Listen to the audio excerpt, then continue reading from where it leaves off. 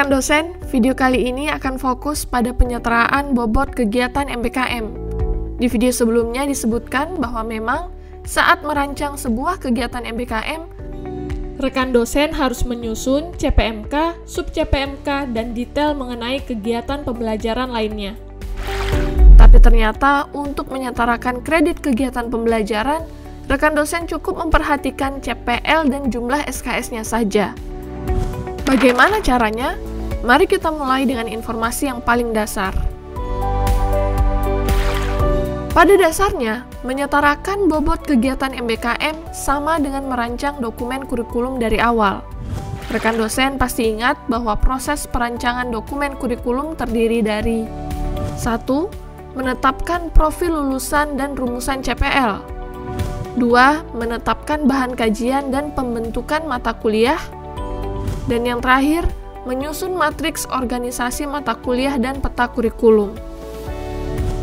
Tetapi, dalam rangka memberikan masukan untuk penyetaraan kredit kegiatan MBKM, rekan dosen harus memastikan capaian kegiatan BKP MBKM harus tertulis di dokumen kerjasama.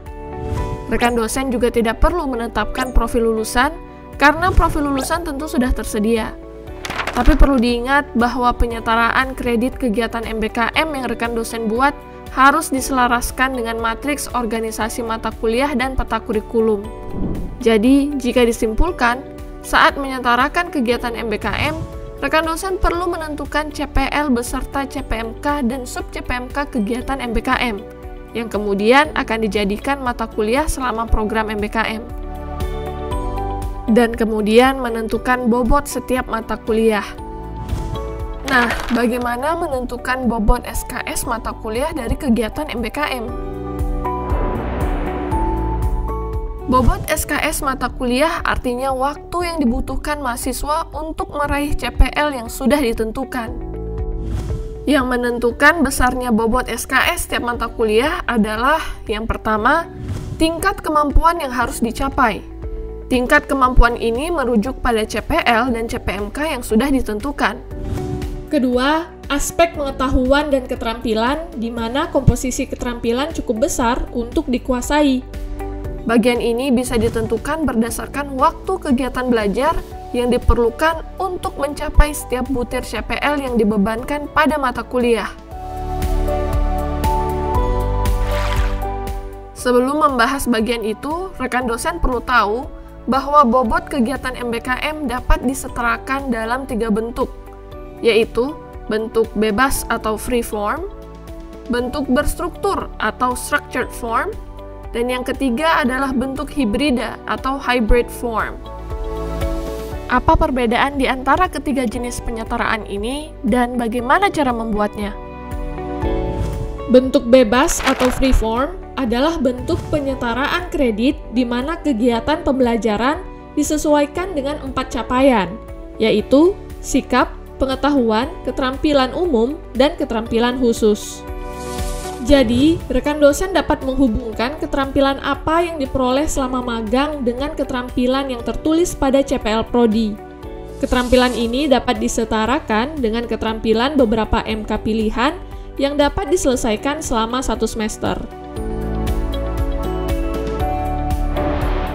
Mari kita pakai contoh mahasiswa yang ingin menjalani magang melalui program MBKM.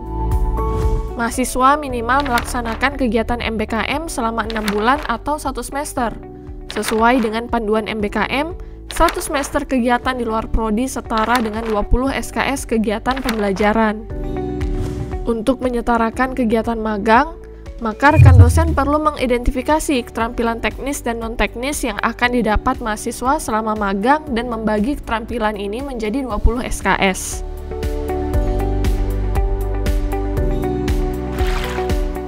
Bentuk penyetaraan kredit yang kedua adalah bentuk berstruktur atau structured form.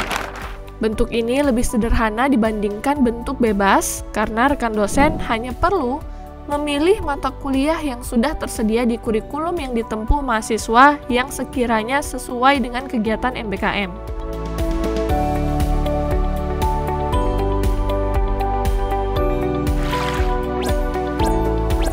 Bentuk yang ketiga adalah bentuk hibrida atau hybrid form. Bentuk ini adalah gabungan dari bentuk bebas dan bentuk berstruktur.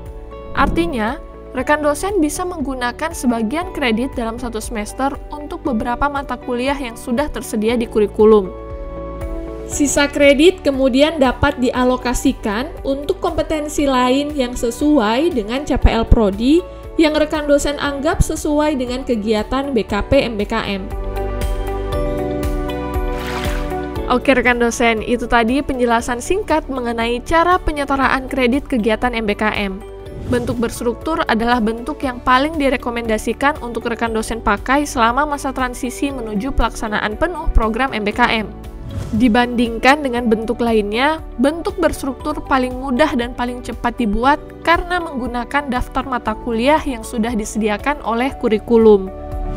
Jika tidak memungkinkan menggunakan bentuk berstruktur, rekan dosen bisa menggunakan bentuk hibrida karena Anda hanya perlu membuat sedikit kompetensi baru.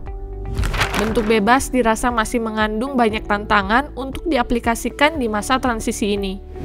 Di video berikutnya, kita akan bahas mengenai pelaksanaan monitoring dan evaluasi kegiatan MBKM, seperti prinsip, aspek, dan prosedur penilaian, serta instrumen yang akan rekan dosen gunakan untuk menjamin mutu kegiatan.